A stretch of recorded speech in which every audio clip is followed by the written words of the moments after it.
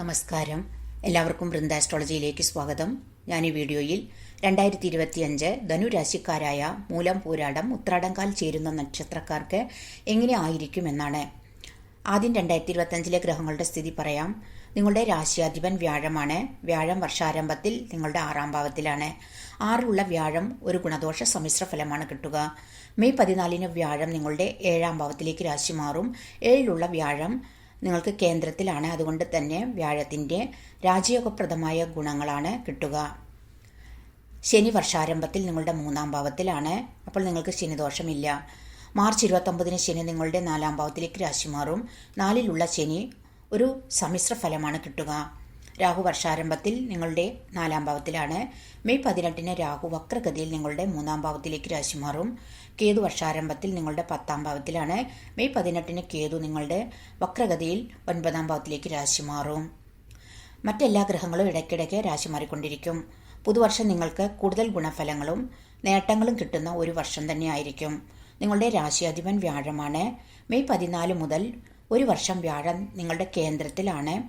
അതുകൊണ്ട് തന്നെ വ്യാഴത്തിൻ്റെ രാജയോഗപ്രദമായ ഗുണങ്ങളാണ് നിങ്ങൾക്ക് മെയ് 14 മുതൽ ഒരു വർഷം കിട്ടുക. വിദ്യാർത്ഥികൾക്ക് 2025 കഠിന പ്രയത്നത്തോടെ വിദ്യയിൽ ഉന്നതി ഉണ്ടാക്കാൻ സാധിക്കും.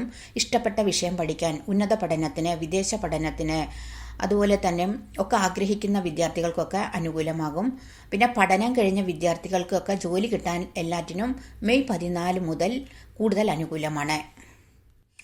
തൊഴിൽപരമായിട്ട് നിങ്ങൾക്ക് കഠിന പ്രയത്നം വേണ്ടിവരും. വർഷത്തിൻ്റെ തുടക്കത്തിൽ മെയ് 14 മുതൽ നിങ്ങൾക്ക് കൂടുതൽ നല്ലതാകും. ഭാഗ്യം വർദ്ധിക്കും.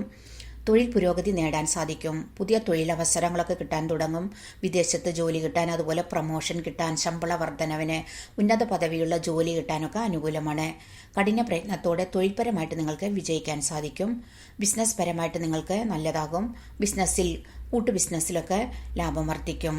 അതുപോലെ ബിസിനസ് വിപുലീകരിക്കാനായിട്ട് സാധിക്കും. എല്ലാ മേഖലയിലുള്ള ബിസിനസ്സുകാർക്കും നല്ലതാകും.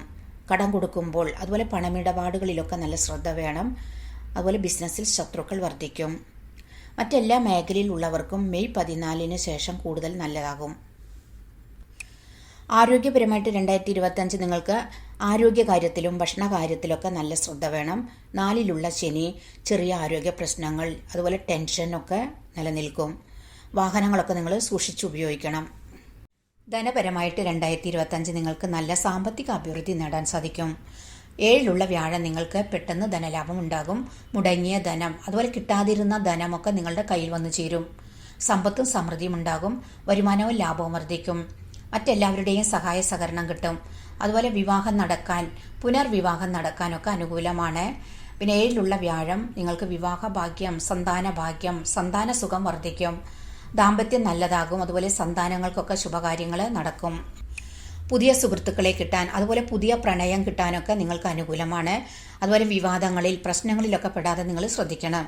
നിങ്ങളുടെ ഭാഗ്യാധിപൻ സൂര്യദേവനാണ്. അതുകൊണ്ട് തന്നെ നല്ല ഭാഗ്യവും ലാഭവും വർദ്ധിക്കും.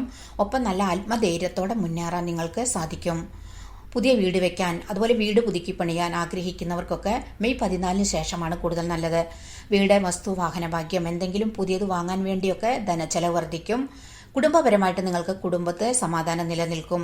കുടുംബ അഭിവൃദ്ധി ഉണ്ടാകും. മറ്റെല്ലാവരുമായിട്ട് നല്ലൊരു റിലേഷൻ ഉണ്ടാക്കാൻ സാധിക്കും. ചിലർക്ക് പൂർവിക സ്വത്തൊക്കെ കയ്യിൽ വന്നു ചേരും. അതുപോലെ തന്നെ 4ലുള്ള ശനി മാതാവിനെ പറ്റി, മറ്റുള്ളവരെ പറ്റിയൊക്കെ ചിന്തകളുണ്ടാകും. അതുപോലെ മാതാവിന് ചില ആരോഗ്യ പ്രശ്നങ്ങളൊക്കെ നിലനിൽക്കും. പിന്നെ വാഹനങ്ങൾക്ക് വേണ്ടി, വീട്ടാവശ്യങ്ങൾക്ക് വേണ്ടിയൊക്കെ ചിലവ് വർദ്ധിക്കും. വിവാദങ്ങളിൽ പെടാതെ അതൊക്കെ നിങ്ങൾ ശ്രദ്ധിക്കണം. അതുപോലെ നിങ്ങൾക്ക് ശത്രുക്കൾ വർദ്ധിക്കും. അതുകൊണ്ട് തന്നെ എല്ലാ കാര്യവും നല്ല കോൺഫിഡൻറ്റോടുകൂടെ, അതുപോലെ കഠിന പ്രയത്നത്തോടുകൂടെ മുന്നോട്ട് പോകുന്നത് നിങ്ങൾക്ക് എല്ലാ കാര്യത്തിലും വിജയിക്കാനായിട്ട് സാധിക്കും. പിന്നെ നിങ്ങൾക്ക് സമ്പത്തും സമൃദ്ധിയും ഉണ്ടാകും. ഇനി നിങ്ങൾ എല്ലാ ശനിയാഴ്ചകളിലും വ്രതമെടുത്ത് പ്രാർത്ഥിക്കുന്നത് കൊണ്ട്, അതുപോലെ ശാസ്താ ക്ഷേത്രത്തിൽ എള്ളുതിരി കത്തിക്കുന്നത് കൊണ്ട്, അതുപോലെ മഹാഗണപതിയെ ആരാധിക്കുന്നത്, പിന്നെ ഓം നമോ നാരായണ ദിവസവും ചൊല്ലുന്നത് കൊണ്ടൊക്കെ നിങ്ങൾക്കുണ്ടായിരുന്ന തടസ്സങ്ങളും ദോഷങ്ങളൊക്കെ മാറി നിങ്ങൾക്ക് എല്ലാവിധ സൗഭാഗ്യവും അതുപോലെ തന്നെ ഐശ്വര്യവും വർദ്ധിക്കും.